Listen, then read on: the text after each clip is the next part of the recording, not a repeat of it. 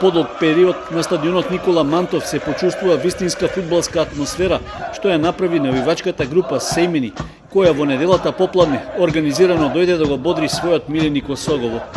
Кочанскиот третолигаш го играше еден од најважните надпревари во овогодишното првенство против директниот конкурент за освојување место што води во втората лига. Громогласното навивање и скандирање пред почетокот на дербито со екипата на Каменица Саса ја загреа публиката која дојде во многу поголем број од вообичаениот, а се со желба да се види добра игра и поволен резултат. Сепак, единствениот светол момент на надпреварот за домашната екипа беше само бодрењето од Сејмените.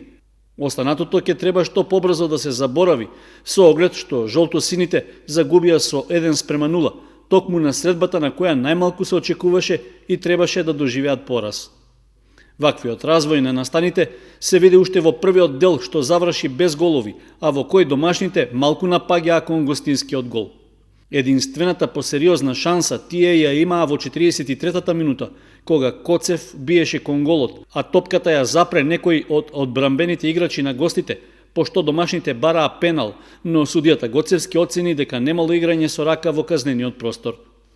Недоволно борбена и агресивна игра жолтосините прикажаа и во вториот дел од надпреварот, при што ударот на Мојсовски во 60-та минута беше единствената сериозна шанса, но гостинскиот голман имаше успешна интервенција и ја спаси мрежата.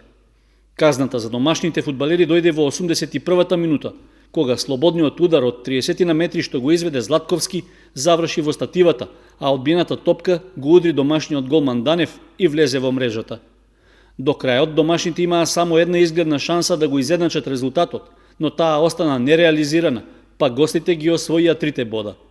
И покрај поразот, Осогово и понатаму останува на третата позиција на табелата, но бодовната разлика со Каменица Саса се намали на 2 бода, а во следното коло жолтосините гостуваат против второпласираната Плачковица во Радовиш.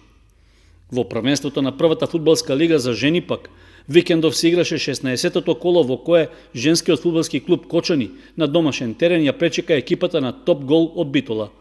Домашните фудбалерки се изнамачија во играта против расположените битолчанки, но на крајот сепак забележаа победа со 1:0.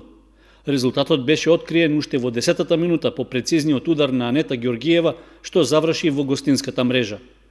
До крајот на средбата се играше бавно и без посериозни напади кон 2 гола, со што надпреварот заврши со постигнатиот гол на домашните. Во следното коло, Кочанскиот женски прволигаш ќе гостува во Битола против екипата на Атлетико.